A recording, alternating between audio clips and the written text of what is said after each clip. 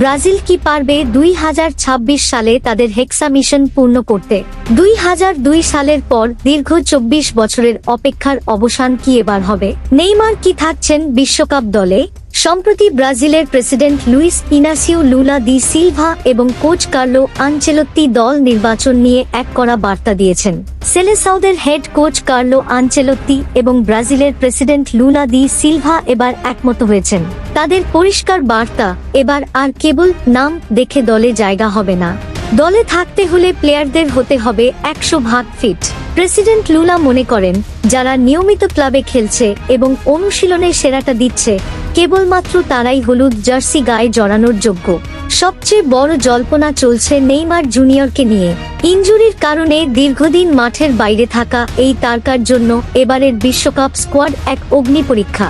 আনচেলত্তির নীতি অনুযায়ী ফিটনেস প্রমাণ করতে না পারলে নেইমারকেও হয়তো গ্যালারিতে বসে খেলা দেখতে হতে পারে। প্রেসিডেন্ট ও কোচের এই কঠোর সিদ্ধান্তকে পূর্ণ সমর্থন দিয়েছেন। আনচেলত্তি ইতিমধ্যেই 18 জন খেলোয়াড়কে মনে মনে চূড়ান্ত করে ফেলেছেন।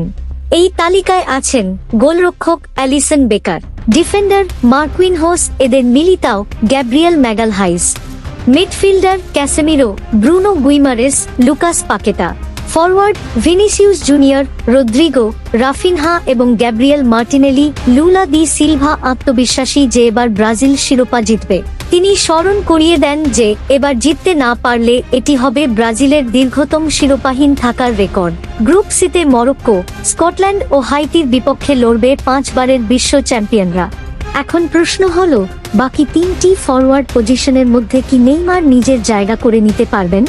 আপনার কি মনে হয়, নেইমার ছাড়া কি ব্রাজিল হেক্সা জয় করতে পারবে? কমেন্ট করে আমাদের জানান। ভিডিওটি ভালো লাগলে লাইক দিন এবং ফুটবলের সব খবর পেতে চ্যানেলটি সাবস্ক্রাইব করে রাখুন। ধন্যবাদ।